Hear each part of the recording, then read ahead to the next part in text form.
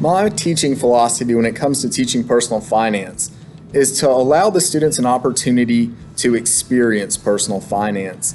And we do that largely through project-based learning.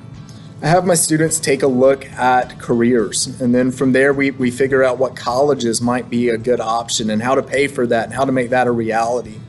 We look at things like interview skills, and we actually go through mock interviews.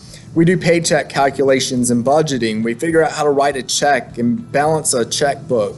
We think about things like paying ourselves first in terms of savings, and we start talking about investments, both short-term and long-term investments.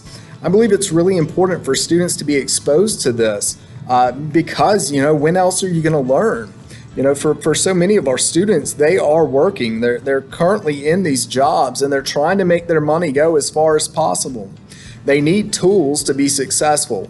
And through creating these experiences in our class, they're able to gain the necessary skills to be able to better manage their money. And that's going to be important for both right now and in their future. And so my philosophy is give the kids the experiences, let them try stuff out, see how it plays out, see how the math works out, and give kids an opportunity to ask questions. They're curious about these things. They want to know more, but they just need an opportunity to do so. So we try to create those experiences. We encourage asking questions, and we really try to understand our money and how to get it to go as far as we possibly can.